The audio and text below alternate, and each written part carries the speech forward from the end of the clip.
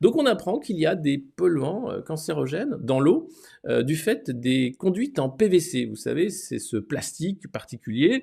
Et il y a une forme de plastique notamment qui est particulièrement dangereuse, c'est le PVC de chlorure de vinyle monomère, le CVM, qui produit un gaz extrêmement volatile, qui est cancérogène, et qui, si vous ouvrez votre robinet, laissez couler l'eau parce que vous ne savez pas si les canalisations, datant des années 70-80, ne contiennent pas ce PVC de chlorure de vinyle monomère. L'État n'a pas fait les contrôles, ni prévenu les populations du danger en temps et en heure.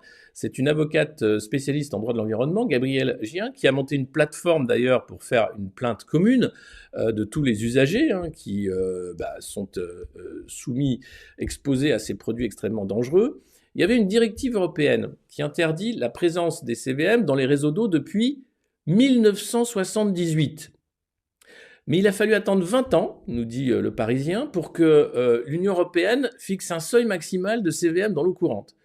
Donc, dès 1978, on sait que ces produits sont dangereux et donc interdits dans les réseaux d'eau. Ok, 1978.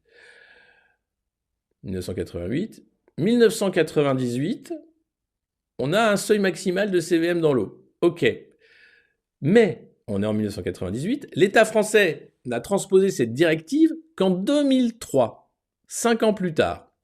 Et les négligences fautives tiennent au fait que la mise en place d'un programme de contrôle de la concentration en CVM dans l'eau du robinet a été très tardive, puisque non seulement la directive a été transposée, mais le contrôle en France ne s'est fait qu'en 2012. Donc en 1978, on sait que ce produit de PVC pour les conduites de canalisation est cancérigène et on l'interdit. Et c'est seulement en 2012 qu'en France, on va commencer à chercher où est-ce qu'il y a des concentrations trop importantes. Évidemment, la DGS confirme que les agences régionales de santé ont engagé, en lien avec les responsables de la distribution d'eau, un repérage des canalisations susceptibles de relarguer du CVM grâce aux données patrimoniales fournies par les collectivités. Bon, c'était un boulot en fait qui aurait pu être fait il y a 20 ans, mais non, c'est fait là. Ok, très bien. Des campagnes de mesures réalisées en complément du contrôle sanitaire réglementaire ont pu être programmées dans les zones identifiées comme étant potentiellement concernées par la présence de CVM. Voilà, ça c'est ce que dit la DGS.